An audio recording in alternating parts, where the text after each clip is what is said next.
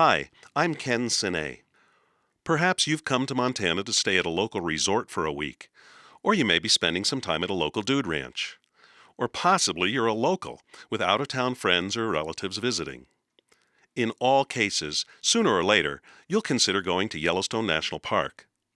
If so, you may be trying, like many visitors, to fit as much as possible into a one-day tour of Yellowstone. Given that there's no way to see everything in one day, I'd like to offer one primary suggestion. Don't spend too much time driving. Try to efficiently visit major feature areas, but allow enough time to enjoy them. There are three major resources that people typically associate with Yellowstone. Certainly, one is the hydrothermal features.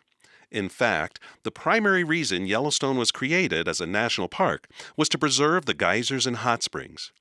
Yellowstone harbors the largest concentration of hydrothermal features on the planet. Another valuable feature is the Grand Canyon of the Yellowstone River. This includes not only the major geophysical feature of the canyon, but also two major waterfalls. The third value is wildlife. And according to visitor surveys, viewing wildlife is the primary reason people visit Yellowstone today. Certainly, the primary reason many people come back to Yellowstone again and again is to have a pristine, nature-based experience on a wildlife-rich landscape. A single-day tour of Yellowstone will, hopefully, include some of each of these features. Your task, as tour leader, will be to safely and efficiently choose an itinerary which achieves this goal. Considering that I'm usually accessing the park from the north, I like to visit Norris Geyser Basin for my geyser experience. Steamboat Geyser displays frequent minor eruptions. It is easy to see and very different from Old Faithful. There are numerous other hydrothermal features to see in the area as well. In the canyon area, I like to visit an overlook which allows a beautiful view of the canyon itself as well as the lower falls. Lookout Point is a good example. Lookout Point also offers an excellent perspective on several osprey nests. Don't neglect to point out the presence of hydrothermal activity emerging from the lower walls of the canyon. Given the time, I'll also take in the brink of the upper falls.